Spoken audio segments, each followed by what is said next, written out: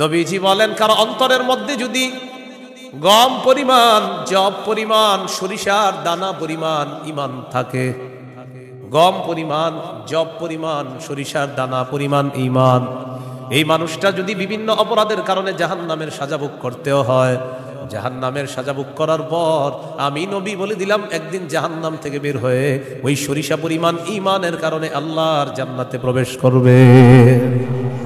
খাঁটি ইমান, বিশুদ্ধ ইমান, এটার মধ্যে কোনো ঝামেলা করা যাবে না। আল্লাহ কথাগুলা বুঝার তৌফিক দান করেন। দোকানের শাটারটা লাগাইতেছেন, অর্ধেক শাটার আপনি নিছেন, মুয়াজ্জিন মসজিদের মধ্যে বলে কদ কামাতিস সালাহ, কদ কামাতিস সালাহ, নামাজ দাঁড়ায় গেছে, নামাজ দাঁড়িয়ে গেছে। এই টাইমে কাস্টমার এসে কয় 10,000 টাকার সদায় লাগবে, টেনশনে পড়ে গেলেন, নামাজ 10,000, নামাজ 10,000, নামাজ 10,000, পুরাই টেনশনে আছে। আল্লাহ তাআলা বলেন, সম্পদ যেন তোমাদেরকে আল্লাহর থেকে দূরে সরায় না দেয়। নামাজ দাঁড়িয়ে গেছে, আপনি শাটারও লাগাইতেছেন নামাজে যাওয়ার জন্য, আল্লাহ তাআলা বলেন এই শোনো, সম্পদ যেন আল্লাহর থেকে দূরে সরায় না দেয়। কাস্টমার কয় 10,000, মুয়াজ্জিন কয় কদ কামাতিস সালাহ, টেনশনে পড়ে গেছে, কি করব?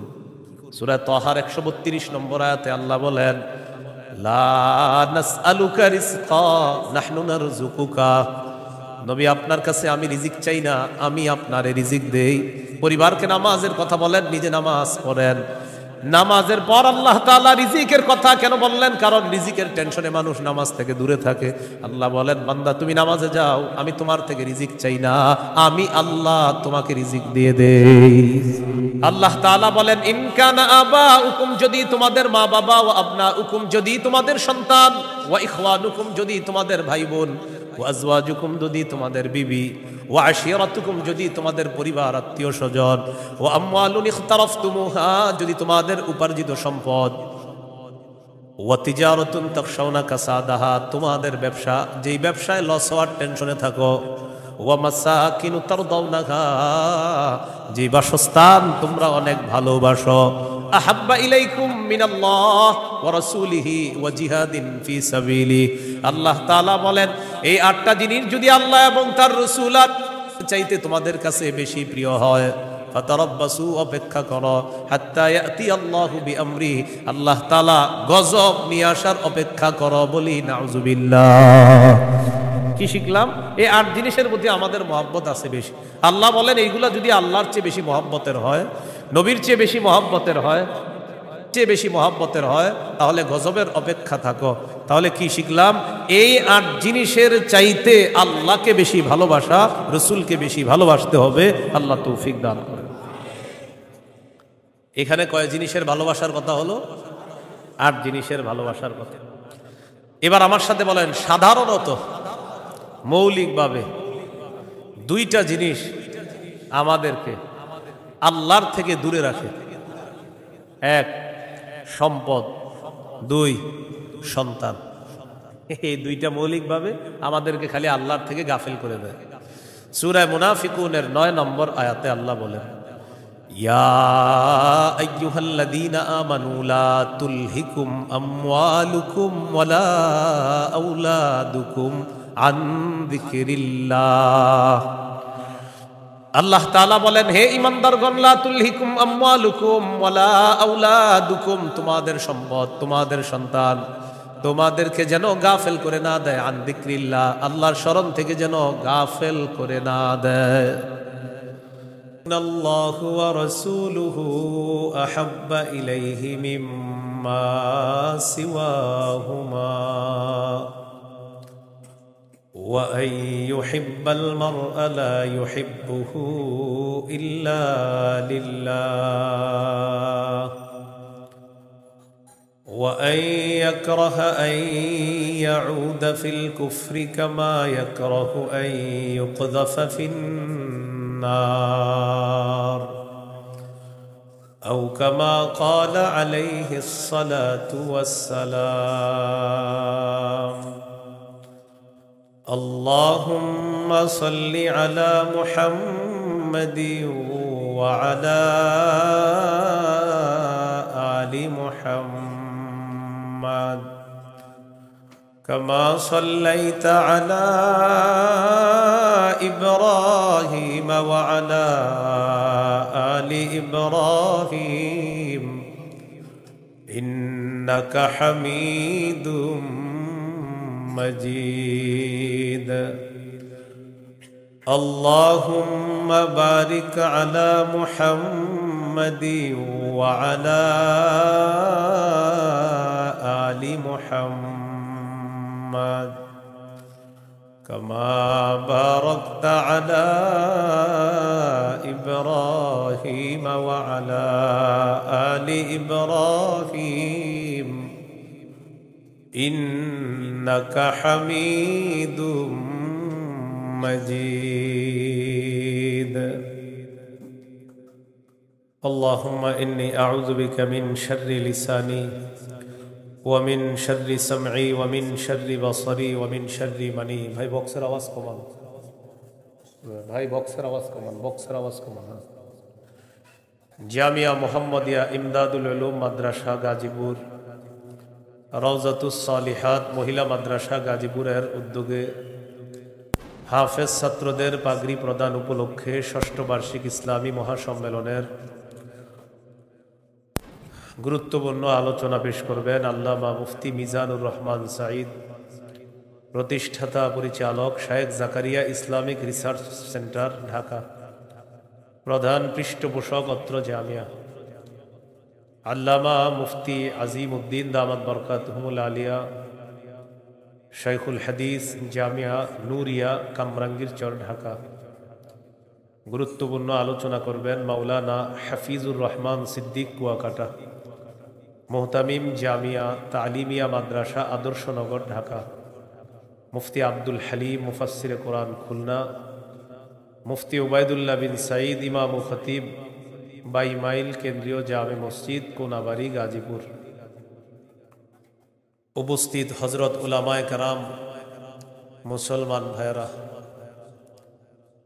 আল্লাহ তাআলার দরবারে শুকরিয়া আদায় করছি। ভাই আওয়াজ বাড়ায়েন না, এক তো বক্সের আওয়াজ কমানোর পরে মাইক বাড়াইছেন, আবার বাড়ায়েন না কমান, আওয়াজ কমান পরে বাড়ায়েন, আমার সময় যত পারেন কমান, আরো কমায় দিবেন। হ্যাঁ, উপস্থিত হজরত, ঠিক আছে এবার উপস্থিত হজরত উলামায়ে কেরাম, মুসলমান ভাইরা, আল্লাহ তাআলার দরবারে শুকরিয়া আদায় করছি। আল্লাহ আমাদেরকে এই মাহফিলে উপস্থিত হওয়ার তৌফিক দান করেছেন বলি আলহামদুলিল্লাহ। আমি আপনাদের সামনে সূরাতুল বাকারার 256 নম্বর আয়াতে কারিমা থেকে কয়েকটি আয়াত তেলাওয়াত করলাম। 256 নম্বর আয়াতে আল্লাহ তাআলা দ্বীনের ব্যাপারে আমাদেরকে দিক নির্দেশনা দিয়েছেন। লা ইকরাহা ফিদ্দীন, দ্বীন গ্রহণ করার ক্ষেত্রে জোর করা যাবে না। কাউকে দ্বীন গ্রহণ করার ক্ষেত্রে, ইসলাম গ্রহণ করার ক্ষেত্রে জোর করা যাবে না। তবে ইসলামের দাওয়াত দেওয়া যাবে, ইসলামের সৌন্দর্যতা তাদের সামনে পেশ করা যাবে। সূরা আলী ইমরানের 19 নম্বর আয়াতে আল্লাহ বলেন, ইন্নাদ-দীনা ইনদাল্লাহিল ইসলাম, নিশ্চয়ই দ্বীন আল্লাহর কাছে ইসলাম। এটা হলো আয়াতের অনুবাদ। নিশ্চয়ই দ্বীন আল্লাহর কাছে ইসলাম, মানে আল্লাহর কাছে একমাত্র দ্বীন হলো ইসলাম। সূরা আলী ইমরানের 85 নম্বর আয়াতে আল্লাহ বলেন, ওয়ামাই ইয়াবতাগি গায়রাল ইসলামি দীনান ফালাই ইউকবালা মিন, যে ব্যক্তি ইসলাম ছাড়া অন্য কোনো দ্বীনকে গ্রহণ করে, অন্য কোনো কিছুকে দ্বীন হিসাবে গ্রহণ করে, ফালাই ইউকবালা মিন, এটা তার থেকে গ্রহণ করা হবে না। কেউ যদি ইসলাম ছাড়া অন্য কোনো কিছুকে দ্বীন হিসাবে গ্রহণ করে, এটা তার থেকে গ্রহণ করা হবে না, মানে ইসলাম ছাড়া অন্য কোনো দ্বীন গ্রহণযোগ্য না। এটা অন্যকে দাওয়াত দিয়ে বোঝানো যায়। জাহিলি যুগের বন্ধা নারীরা, যাদের সন্তান হয় না, এই জাতীয় নারীরা মানত করলো, আমার যদি ছেলে হয় ছেলের ইহুদি বানাবো। নাউজুবিল্লাহ। কি বানাবে? নাজিবি গোত্রের ইয়াহুদিদেরকে বের করে দেওয়ার জন্য হুকুম আসলো। ইয়াহুদিদের আত্মীয় স্বজন যারা আছে তারা চিন্তা করলো, আমাদের আত্মীয় স্বজন যারা, তাদেরকে মুসলমান বানায়া মদিনায় রেখে দিই।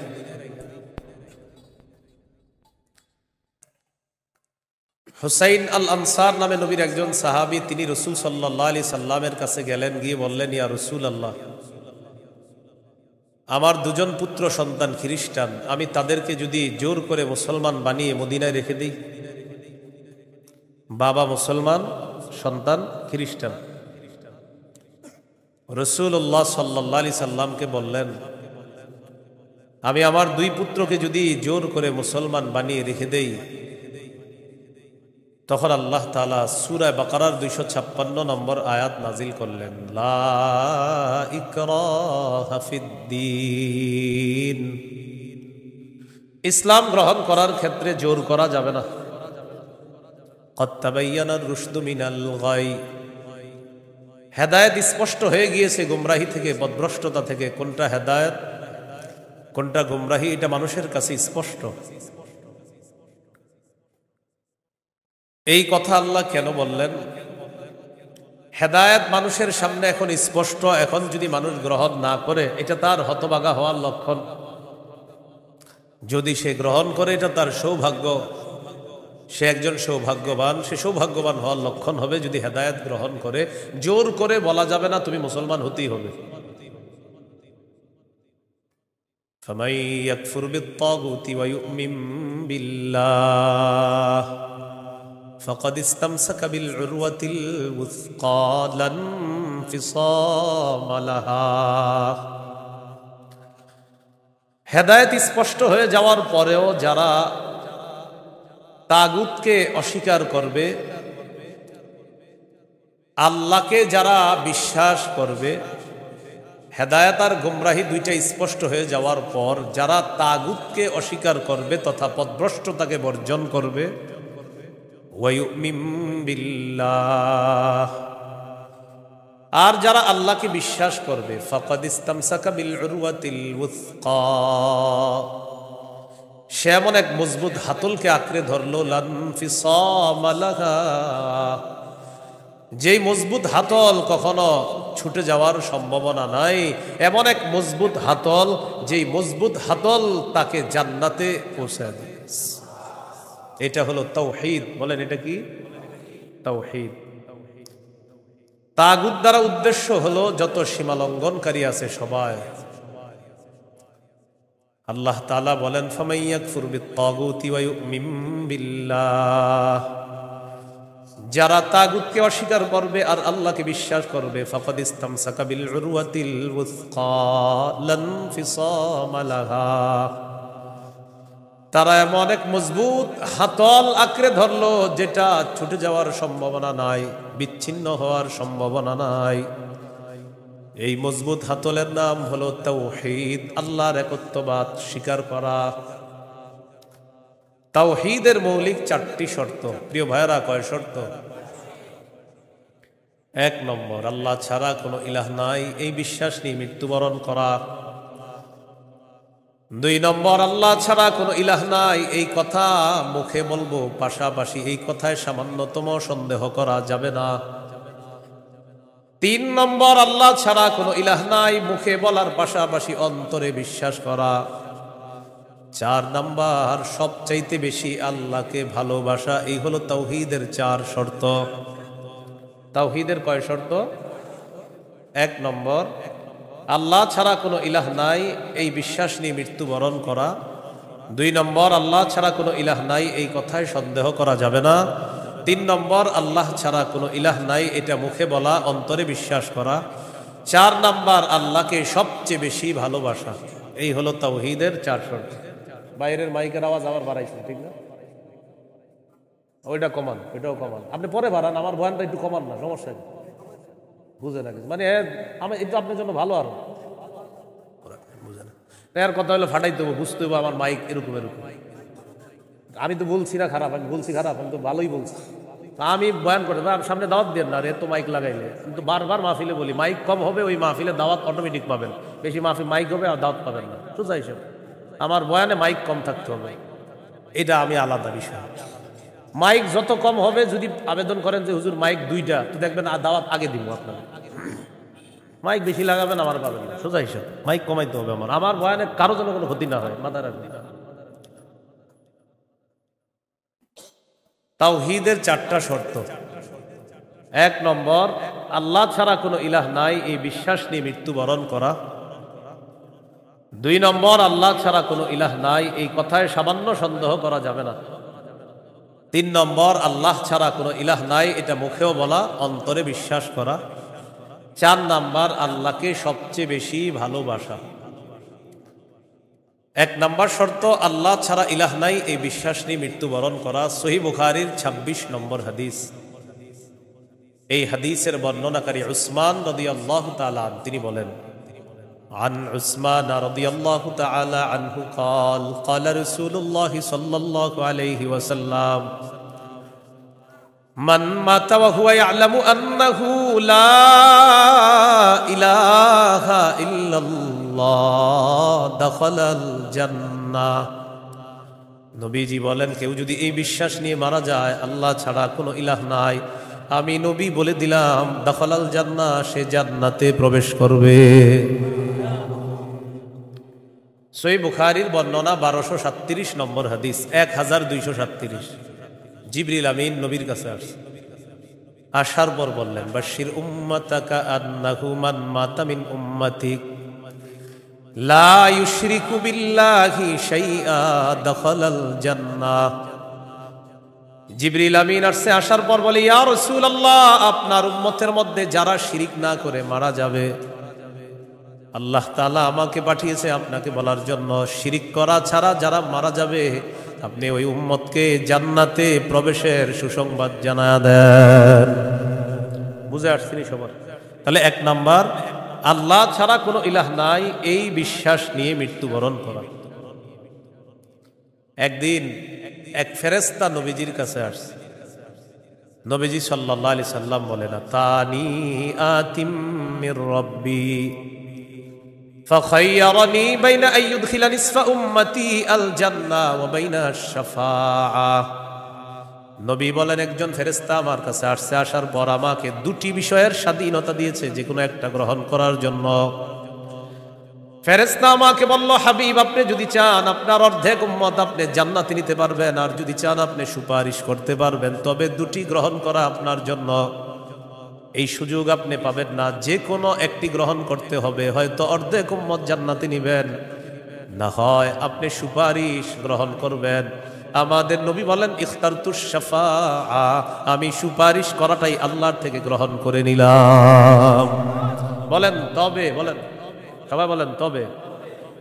এই সুপারিশ শুধু তারাই পাবে যারা শিরিক করবে না। নবীজি বলেন, ওয়াহিয়া লিমান লা ইউশরিকু বিল্লাহি শাইআ, আমার সুপারিশ শুধু তারাই পাবে যারা আল্লাহর সাথে শিরিক করবে না, তারাই শুধু আমার সুপারিশ পাবে, অন্যরা কিন্তু আমার সুপারিশ পাবে না। সহিহ বুখারীর বর্ণনা 99 নম্বর হাদিসে আল্লাহর নবীর সাহাবী আবু হুরায়রা রাদিয়াল্লাহু তাআলা আন নবীকে প্রশ্ন করলেন, মান আসআদুন নাসি বিশাফাআতিকা ইয়াউমাল কিয়ামাতি ইয়া রাসূলুল্লাহ। হুজুর, কিয়ামতের ময়দানে আপনার সুপারিশের মাধ্যমে কোন ব্যক্তি সবচেয়ে সৌভাগ্যবান হবে আমাকে একটু বলেন। নবীজি বললেন, আবু হুরায়রা, আমি জানতাম তোমার আগে এই প্রশ্ন আমাকে কেউ করবে না। লিমা রাআইতু মিন হিরসিকা আলাল ইলম, ইলমের প্রতি তোমার যে আগ্রহ, বিদ্যার প্রতি তোমার যে আগ্রহ, আমি জানতাম তোমার আগে এই প্রশ্ন আমাকে কেউ করবে না, তুমি যে প্রশ্নটা করছিস। তো যেহেতু তুমি প্রশ্নটা করেই ফেলছো, উত্তরটা নাও।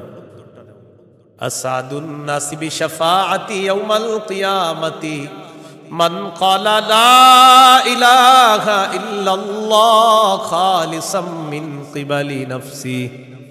কোন ব্যক্তি যদি দিল থেকে বলে লা ইলাহা ইল্লাল্লাহ, আর এই বিশ্বাস নিয়ে যদি মারা যায়, কিয়ামতের ময়দানে আমার সুপারিশের মাধ্যমে এই ব্যক্তি সবচাইতে সৌভাগ্যবান বান্দা হয়ে যাবে।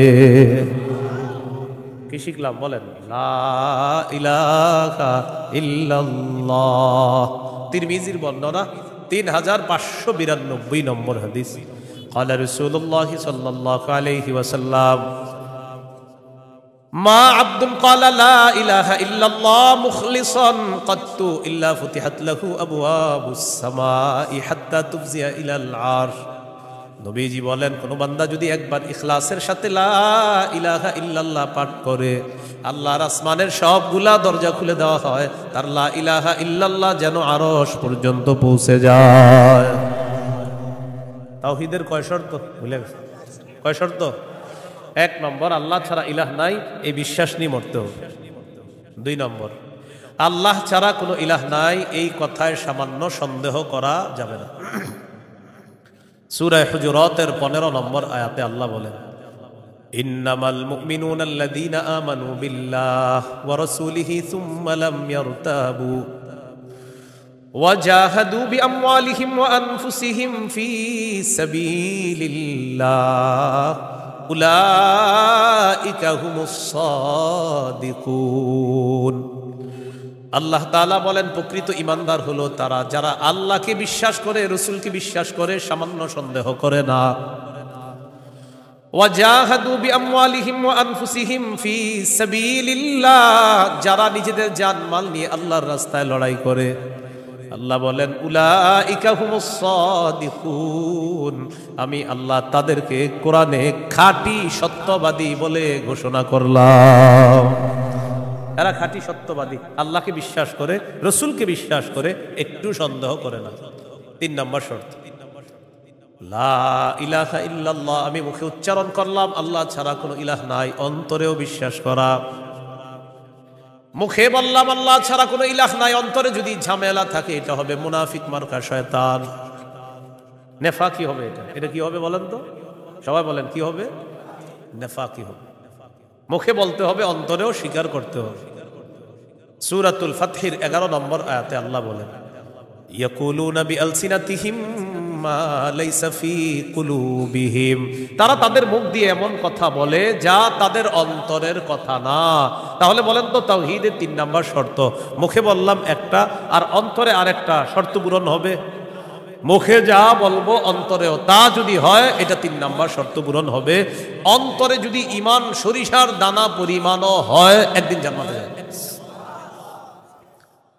সহিহ বুখারীর 44 নম্বর হাদিস, قال رسول الله صلى الله عليه وسلم يخرج من النار من قال لا إله إلا الله وفي قلبه وزن شعيرة من خير وفي قلبه وزن برة من خير وفي قلبه وزن ذرة من خير।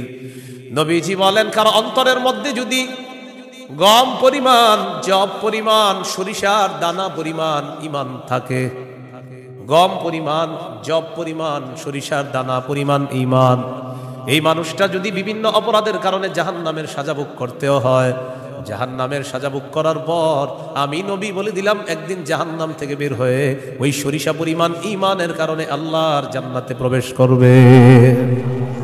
খাঁটি ঈমান, বিশুদ্ধ ঈমান, এটার মধ্যে কোনো ঝামেলা করা যাবে না। আল্লাহ কথাগুলা বুঝার তৌফিক দান করেন। 4 নাম্বার শর্ত, সবচেয়ে বেশি আল্লাহকে ভালোবাসো। বলেন কাকে ভালোবাসো? সবাই আমার সাথে বলেন সাধারণত। বলেন আমরা 8টি জিনিসকে বেশি ভালোবাসি। 8 জিনিসের প্রতি আমাদের মহাব্বত খুব বেশি। এই 8 জিনিসের চাইতেও আল্লাহকে, রসুলকে বেশি ভালোবাসতে হবে। কয় জিনিসের প্রতি টান আছে বেশি? 8 জিনিসের কথা আল্লাহ বলছে সূরা তাওবা 24 নম্বর আয়াত। আমি প্রথম আয়াতটা পড়ি, এরপর অনুবাদ করব, আমরা সবাই গণব। আল্লাহ তাআলা বলেন কুল ইন কানা আবাউকুম ওয়া আবনাউকুম ওয়া ইখওয়ানুকুম ওয়া আজওয়াজুকুম ওয়া আশীরাতুকুম وأموال اقترفتموها وتجارة تخشون كسادها ومساكن ترضونها أحب إليكم من الله ورسوله وجهاد في سبيله فتربصوا حتى يأتي الله بأمره। কত?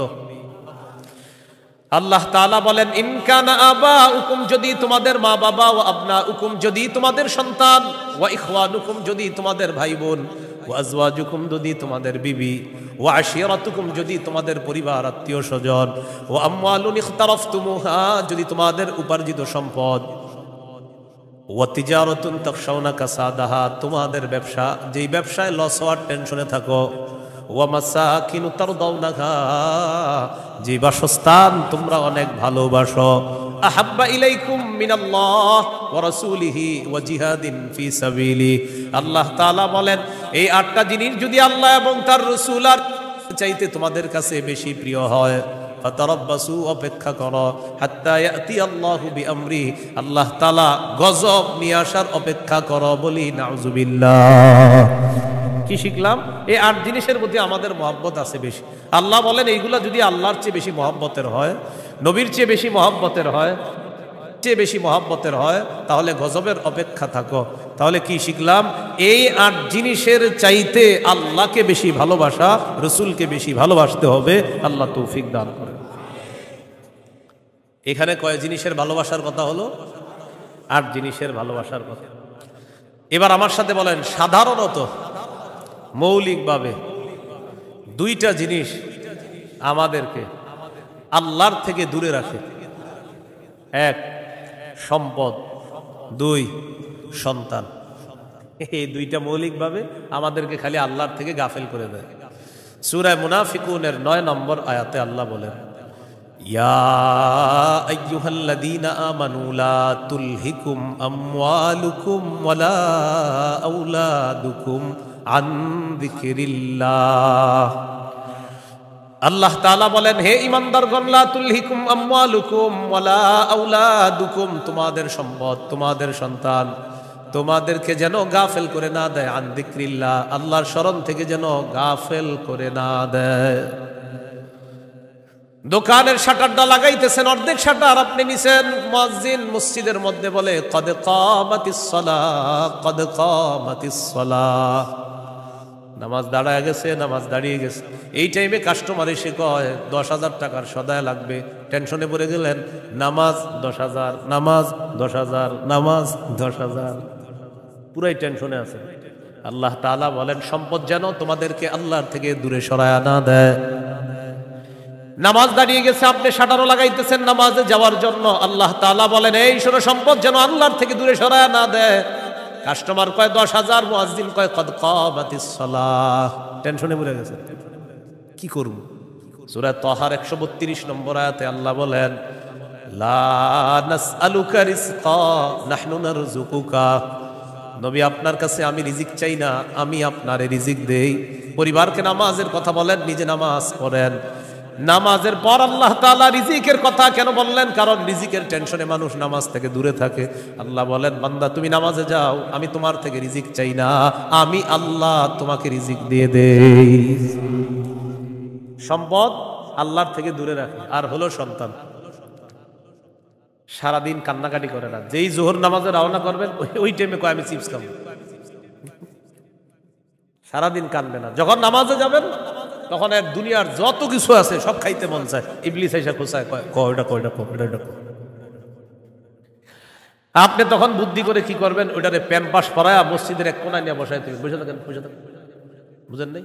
আর ইবলিস রে বলবেন, ইবলিস তুমি যেই ঝামেলাটা আমার সাথে ডেলি নামাজের সময় করো, এই ঝামেলা করে কাজ হবে না। কারণ নামাজের সময় তুই যতবার আমার সন্তানকে খোঁচাবি, ওরে ততবার কাঁধে করে মসজিদে নিয়ে যাবো।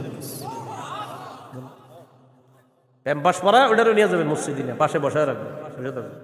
ইবলিস বুঝে ফেলবে, না এই রে খোঁচায় লাভ না, এরে খোঁচাইলে এই সন্তানও নামাজি বানায় ফেলবে। সুবহানাল্লাহ।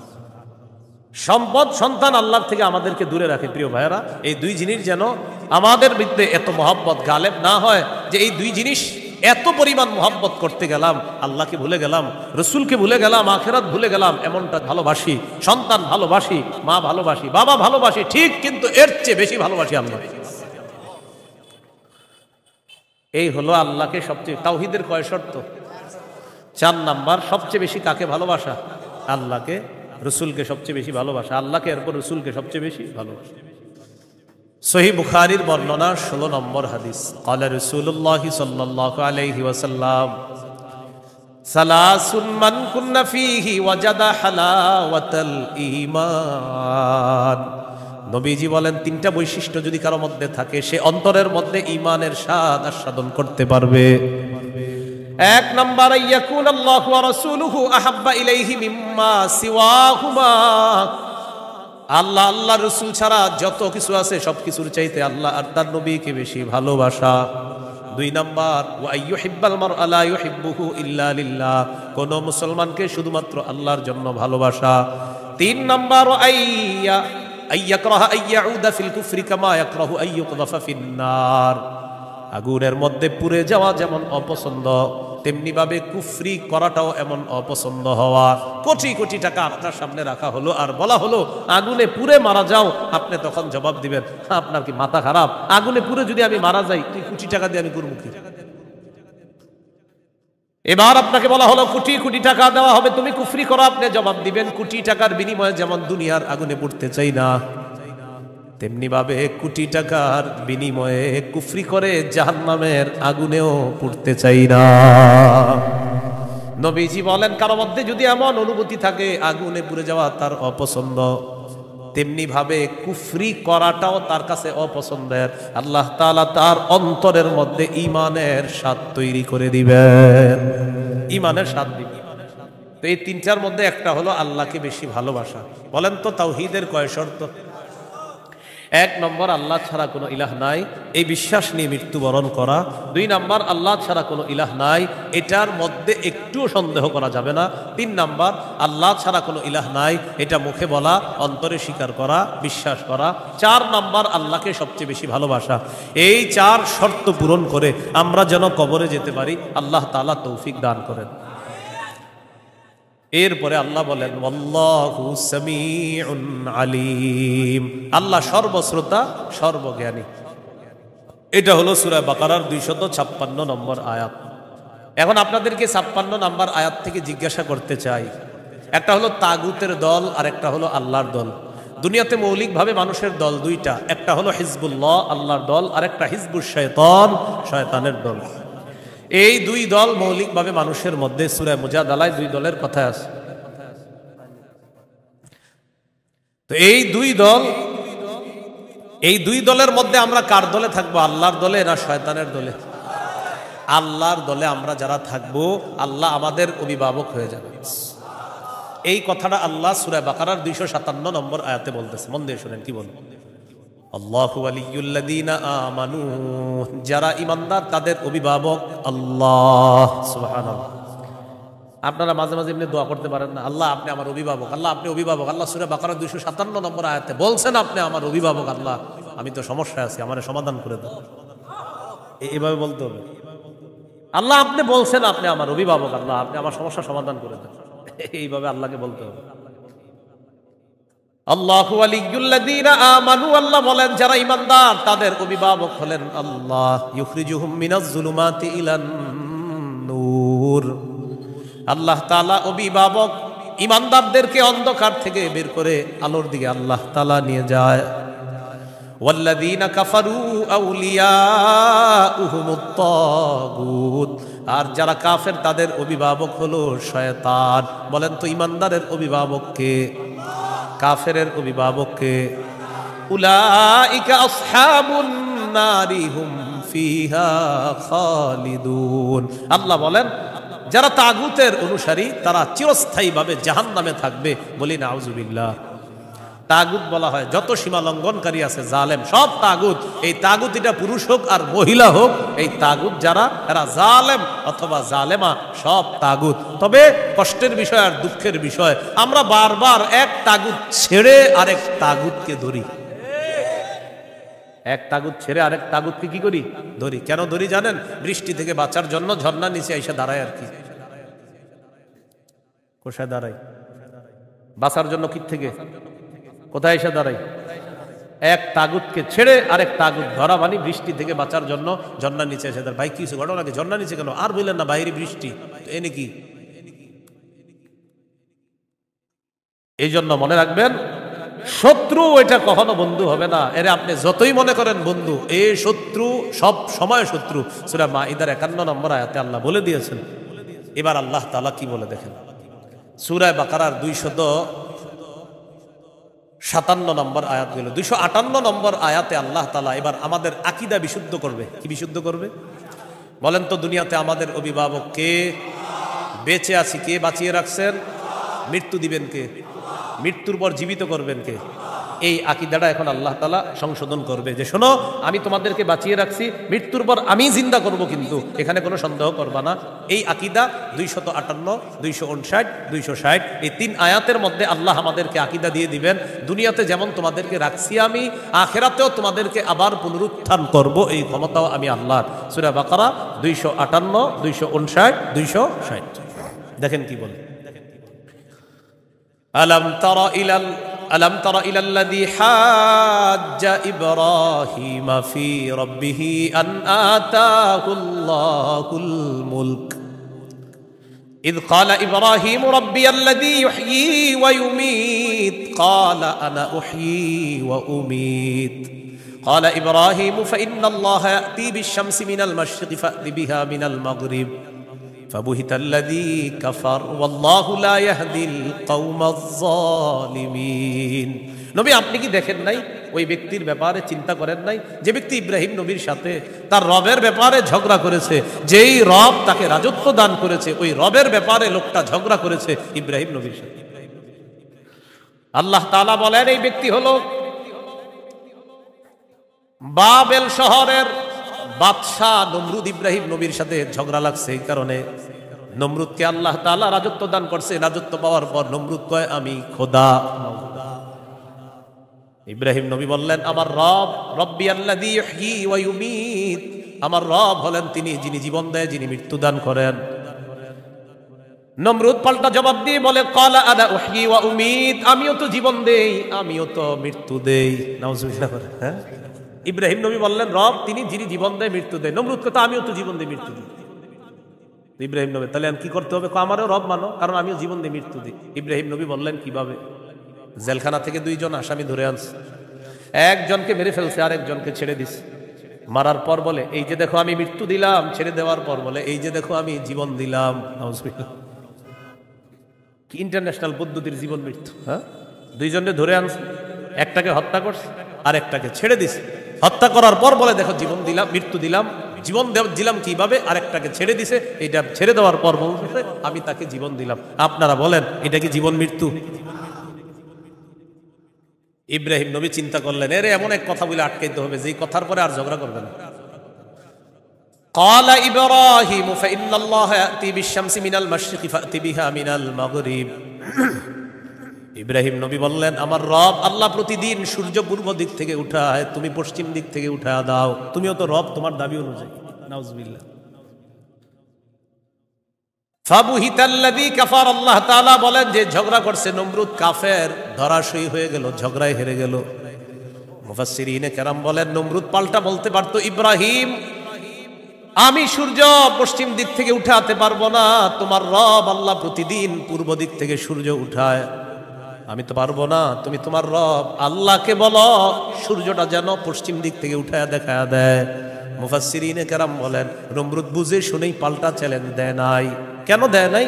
নমরুদ কিন্তু চ্যালেঞ্জ দিতে পারতো পাল্টা, ইব্রাহিম তুমি আমারে বললা আমি যেন সূর্য পশ্চিম দিক থেকে উঠাই, তোমার রব যেহেতু পূর্ব দিক থেকে উঠায়, তো পাল্টা প্রশ্ন করতে পারতো নমরুদ ইব্রাহিম আমি তো পারলাম না, তোমার রব আল্লাহকে বলো আল্লাহ যেন সূর্যটা পশ্চিম দিক থেকে উঠায় দেখায়। মুফাসসিরিনে কেরাম বলে নমরুদ এটা বুঝে শুনেই পাল্টা প্রশ্ন করে নাই, কারণ নমরুদ জানে এই প্রশ্ন করলে ইব্রাহিম চ্যালেঞ্জ গ্রহণ করবে, আল্লাহকে বলবে আল্লাহ সাথে সাথে সূর্য পশ্চিম দিক থেকে উঠায় দেখায়।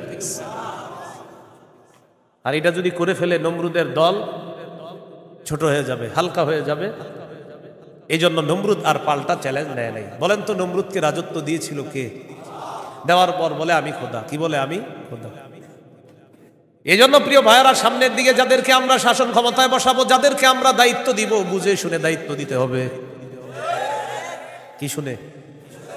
বলেন আমার সাথে প্রতিদিন 2 রাকাত অতিরিক্ত নফল নামাজ পড়ব, পড়ার পর 3টা দোয়া করব। 1 নাম্বার আল্লাহ, বলেন আল্লাহ কিয়ামতের আগে বাংলাদেশে আর কোন নারী প্রধান চাই না। হ্যাঁ, কি প্রধান চাই না? সবাই জোরে বলেন কেন? আরো জোরে বলেন, আরো জোরে, আরো জোরে। قال رسول الله صلى الله عليه وسلم لا يفلح قوم ولوا امرهم امرأتان। নবীজি বলেন ওই জাতি কিছুতেই কখনোই সফল হবে না যেই জাতি তাদের নেতৃত্বে কোন নারীকে বসায়া দেয়। আপনি বুঝেন আর না বুঝেন, আমার নবীর কথা সঠিক। তো এই জন্য এই একটা বিষয় দোয়া করবেন। 2 নাম্বার দোয়া বলেন, আল্লাহ মরার আগে বাংলাদেশে শরিয়া আইন দেখে যেতে চাই। কি আইন? দেয়ালে দেয়ালে লিখে দিবেন শরিয়া আইন চায় না তারা। বলেন, কোন না কোন অপরাধী যারা, বলেন আমার সাথে, শরিয়া আইন চায় না তারা, কোন না কোন অপরাধী যারা। চোর শরিয়া আইন চাইবে না, হাত কাটা যাবে। ধর্ষক শরিয়া আইন চাইবে না, তাকে পাথর মেরে হত্যা করা হবে, তার উপর ইসলামের শাস্তি প্রয়োগ করা হবে। এই জন্য ধর্ষক চাইবে না, চোর চাইবে না। আমাদের দেশে যদি আসলে শরিয়া আইন চালু হয়, বিগত দিনের শুধু চুরির বিচার করতে করতে সুপ্রিম কোর্ট, হাইকোর্টের বিচারপতিরা ক্লান্ত হয়ে যাবে। শুধু চুরির বিচার হলে, কিসের বিচার? এটা 2 নাম্বার দোয়া করবেন। 3 নাম্বার দোয়া বলেন, আল্লাহ আমাদের দেশে এমন একজন শাসক দিয়ে দেন যেই শাসক মৌলিক 4টি কাজ করবে। 1 নাম্বার নামাজ কায়েম করবে, 2 নাম্বার যাকাত প্রতিষ্ঠিত করবে, 3 নাম্বার সৎ কাজের আদেশ করবে, 4 নাম্বার অসৎ কাজের নিষেধ করবে। সবাই বলেন দলিল, বলেন দলিল। সূরা হজ 41 নম্বর আয়াত। কোন সূরা? কত নম্বর আয়াত? এই আয়াতে আল্লাহ বলেন, আল্লাযীনা ইম্মাক্কান্নাহুম ফিল আরদি আকামুস সালাহ ওয়া আতাউয যাকাতা ওয়া আমারু বিল মারুফি ওয়া নাহাউ আনিল মুনকার। আল্লাহ তাআলা বলেন, আমি যাদেরকে দুনিয়ার শাসন ক্ষমতায় বসাই তাদের মৌলিক কাজ হবে 4টা। 1 নাম্বার আকামুস সালাহ, তারা রাষ্ট্রীয়ভাবে নামাজ কায়েম করতে হবে। রাষ্ট্রের প্রত্যেকটা নাগরিক যেন নামাজ পড়ে, এই দায়িত্ব পালন করতে হবে। 2 নাম্বার ওয়া আতাউয যাকাত, যাকাতের বিধান রাষ্ট্রীয়ভাবে চালু করতে হবে। আমাদের দেশে যদি রাষ্ট্রীয়ভাবে যাকাতের বিধান চালু হয়ে যায়, আর সব ধনীরা যদি 1 বছর যাকাত আদায় করে, কয় বছর? ওই বছর সুদ বলবে, যাকাত তুমি ভালো থেকো, আমি সুদ বিদায় নেই। কয় বছর? 1 বছর যদি যাকাত যারা দেয়, এরা যদি দেয়, সুদ বলবে, যাকাত তুমি থাকো, আমি চলে যাই, কারণ আমার আর থাকার জায়গা নাই। বলেন আমার সাথে, সুদে ফকির আরো ফকির হয়, যাকাতে ফকির আরো ধনী হয়। দলিল ইবনে মাজাহ 2279 নম্বর হাদিস। আবার বলেন, বলেন সুদে ফকির আরো ফকির হয়, যাকাতে ফকির ধনী হয়।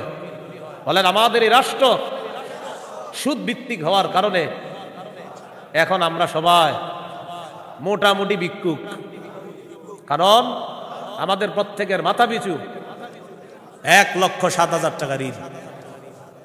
তো আপনি কোথায় ধনী? সুদের শেষ পরিণতি ভিক্ষা। এটা আপনার যদি বুঝে না আসে, কিছু করার নাই। আমার নবীর কথা যেটা বলবে নবী, আজ হোক কাল হোক, সেটা ফলবেই, কোনো সন্দেহ নেই। তো আমরা দাবি করি 90% মুসলমান, এখানে অর্থ ব্যবস্থা সুদ ভিত্তিক। এই জন্য আমরা স্লোগান পাল্টাবো, বলেন দারিদ্র বিমোচনে সুদ নয় যাকাত। বলেন তো দারিদ্র বিমোচনে কি? দারিদ্র বিমোচনে সুদ নয় যাকাত। এগুলো দেয়ালে লিখে দিবেন যে দারিদ্র বিমোচনে সুদ নয় যাকাত। লিখে দিবেন দারিদ্র বিমোচনে সুদ নয় যাকাত। লিখবেন সুদে ফকির আরো ফকির হয়, যাকাতে ফকির আরো ধনী হয়। নমরুদকে রাজত্ব দিছে আল্লাহ তাআলা, সে এখন বলে আমি খোদা। বলেন নাউজুবিল্লাহ। বলেন জীবন মৃত্যু কে দেয়? এটা হলো সূরা বাকারার 258 নম্বর আয়াত। 259 নম্বর আয়াতটা শোনার আগে আগে বুঝেন। এক ব্যক্তি এক এলাকার সামনে দিয়ে যাইতেছে, যাওয়ার সময় দেখে কি এলাকার সবগুলা ঘর বাড়ি ছাদের উপরে পড়ে রয়েছে, নিচে ছাদ, উপরে ঘর বাড়ি। আপনাদের এলাকার ছাদ কি নিচে থাকে না বাড়ির উপরে থাকে? কয়েকজন কইছে, মানে অন্যদের ঘর বাড়ির ছাদ নিচে থাকে, ঘর বাড়ির ছাদ কই থাকে? এটা প্রথমে বললেন না কেন? মানে প্রথমে কয়েকজন কইছে, কয়েক উপরে, মানে অন্যদের ছাদগুলা নিচে, আপনাদের ঘর বাড়ি ছাদ কই? এই কথাটা প্রথমে বললে সমস্যা ছিল কি?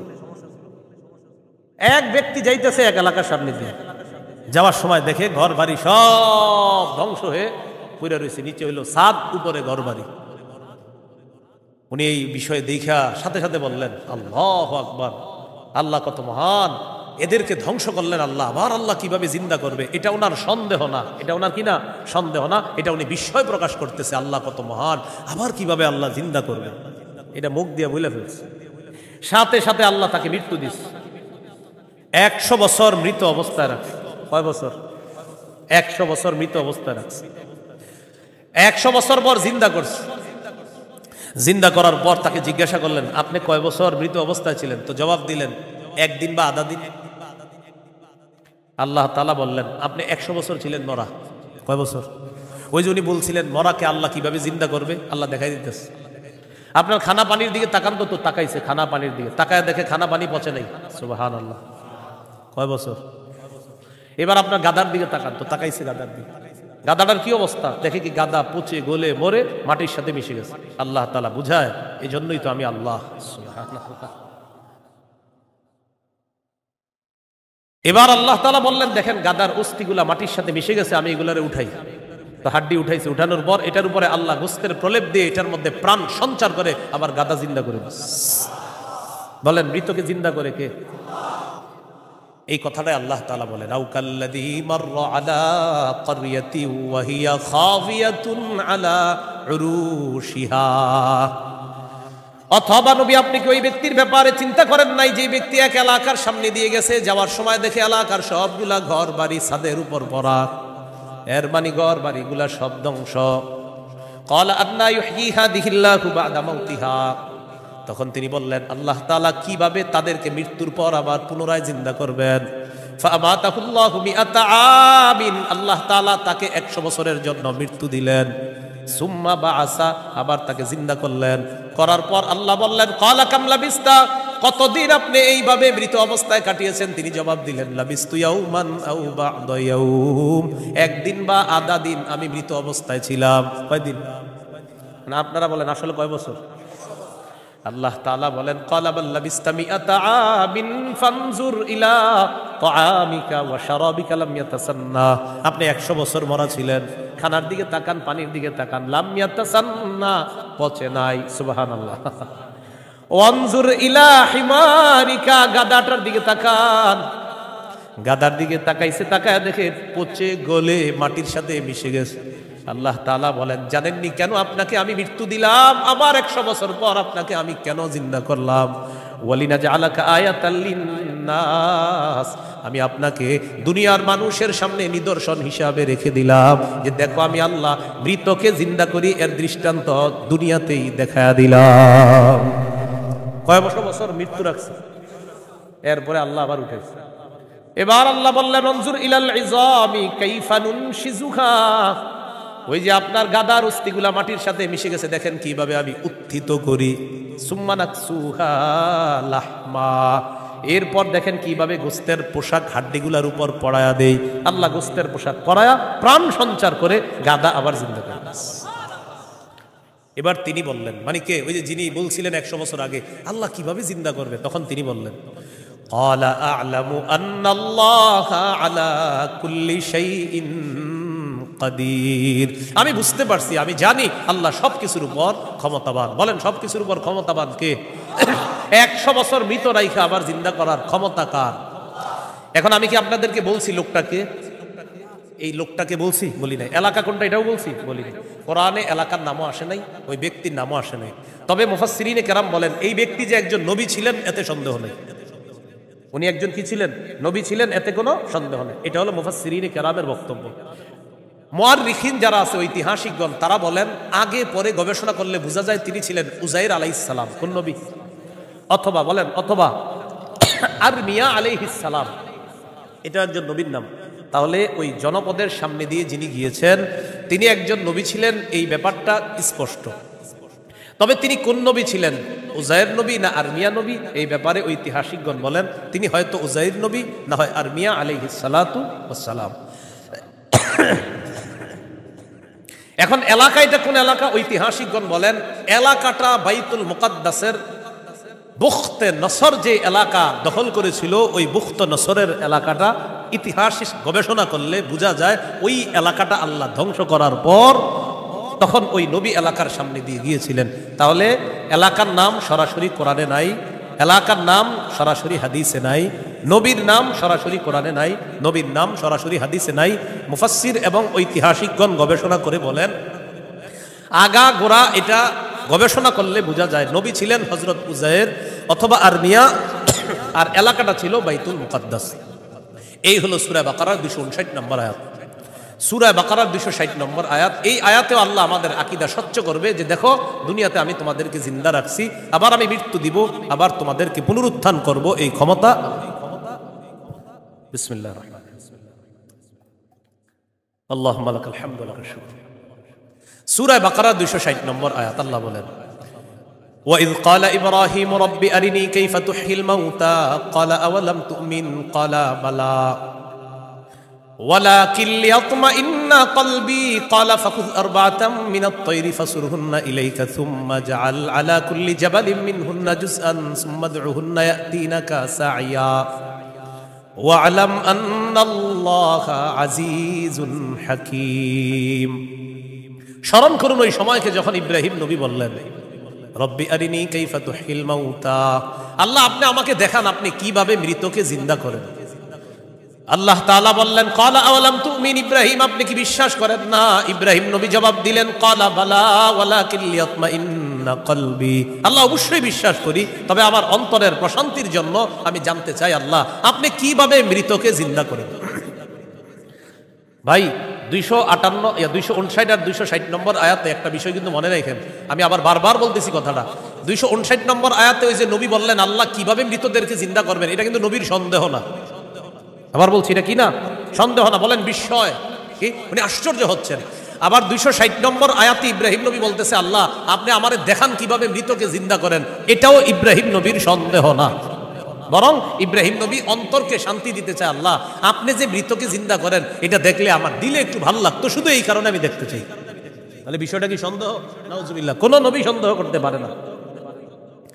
তো আল্লাহ তাআলা বললেন ক্বালা ফাকুজ আরবাতাম মিনাত তায়র, ইব্রাহিম আপনি 4টা পাখি ধরেন, ফাসুরহুন্না ইলাইকা, এই 4টি পাখি আপনি বসে আনেন, আপনার আয়ত্তে আনেন, আয়াতে আনার পর সুম্মা জাআলা আলা কুল্লি জাবালিম মিনহুন্না জুজআ, 4টা পাখিকে আপনি চূর্ণ বিচূর্ণ করে টুকরা টুকরা করে ফেলবেন। টুকরা টুকরা করার পর এই পাখিগুলার টুকরা টুকরা বিভিন্ন পাহাড়ের মধ্যে আপনি ছিটায় দিবেন। কোন পাখির টুকরাটা কোন পাহাড়ের মধ্যে আছে এটা আপনার জানা নাই।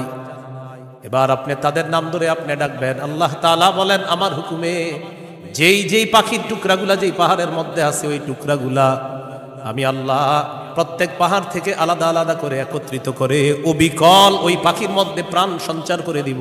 পাখি আপনার সামনে উঠতে উঠতে উপস্থিত হয়ে যাবে। তো আল্লাহ বলেন ফাসুরহুন্না ইলাইকা, এটা আপনি বসে আনেন, আয়াতটা আনেন, সুম্মা জাআল আলা কুল্লি জাবালিম মিনহুন্না জুজআ, এগুলার টুকরা টুকরা করে আপনি পুরো সব একসাথে করে ফেলবেন। এখন বলেন তো 4 পাখি একসাথে টুকরা টুকরা করলে কোন পাখির টুকরা কোথায় আছে এটা কি বলা যাবে? ইব্রাহিম নবীকে বললেন আলাদা আলাদা পাহাড়ের মধ্যে রেখে দেন, রাখার পর এবার আপনি ডাক দিবেন। ডাক দেওয়ার পর দেখবেন ওই আলাদা টুকরাগুলা একত্রিত হয়ে যেই যেই পাখির টুকরা আমি আল্লাহর হুকুমে ওই পাখির শরীরে যাবে, আমি প্রাণ সঞ্চার করে দিব, পাখি আপনার সামনে উঠতে উঠতে উপস্থিত হয়ে যাবে। শেষে আল্লাহ বলেন ওয়ালাম, জেনে রাখেন আল্লাহ আজিজুন হাকিম, আল্লাহ মহাপরাক্রমশালী, আল্লাহ মহাপ্রজ্ঞাময়। 3টি বিষয়। 1 নাম্বার বলেন আল্লাহর কাছে মনোনীত ধর্মের নাম কি? ইসলাম। ইসলামের দাওয়াত অন্যের সামনে দেওয়া যাবে কিনা? যাবে। ইসলাম গ্রহণে কাউকে কি জোর করা যাবে? আচ্ছা। 2 নম্বর মৌলিকভাবে মানুষের দল কয়টা? 2টা। একটা কার দল? আল্লাহর দল। আর একটা কার দল? শয়তান। ইমানদারের অভিভাবক কে? কাফেরদের অভিভাবক কে? শয়তান। 3 নম্বর আমাদেরকে দুনিয়াতে জীবিত রাখছে কে? মৃত্যু দিবে কে? মৃত্যুর পর আবার জিন্দা করবেন কে? এই তিনটি বিষয় সূরা বাকারার 256 থেকে 260 নম্বর আয়াত পর্যন্ত আমরা জানলাম। আল্লাহ তাআলা আমাদের সকলকে আকীদা বিশুদ্ধ করে স্বচ্ছ করে আমরা যেন কি মরা। 2 নম্বর, আল্লাহ ছাড়া কোনো ইলাহ নাই সন্দেহ করা যাবে না। 3 নম্বর, আল্লাহ ছাড়া কোনো ইলাহ নাই এটা মুখে বলা, অন্তরে বিশ্বাস করা। 4 নম্বর, আল্লাহ ছাড়া কোনো ইলাহ নাই এই কথা তখন প্রমাণ হবে যদি আমি সবচেয়ে বেশি আল্লাহকে ভালোবাসি। বলেন তো কয় জিনিসকে সাধারণত বেশি ভালোবাসি আমরা? 8 জিনিস। এই 8 জিনিস থেকেও কাকে বেশি ভালোবাসতে হবে? আল্লাহ। আল্লাহ তাআলা আমাদের সকলকে আজকের সূরা বাকারার 256 থেকে 60 নম্বর আয়াত পর্যন্ত মূল 3টি কথা ছিল। 1 নাম্বার, আল্লাহর কাছে মনোনীত ধর্ম ইসলাম, এটা গ্রহণ করতে হবে, বাকি গ্রহণ করার ক্ষেত্রে কাউকে জোর করা যাবে না। 2 নাম্বার, একটা শয়তানের দল, একটা আল্লাহর দল। আল্লাহর দলের অভিভাবক আল্লাহ, শয়তানের দলের অভিভাবক মানে যারা, তাদের অভিভাবক হলো শয়তান। তাগুত যারা ইহুদি খ্রিস্টান, তাদের অভিভাবক হলো শয়তান। 3 নাম্বার, আল্লাহ জীবিত রাখছে, আল্লাহ মৃত্যু দিবেন, আল্লাহ আবার জিন্দা করবেন। এই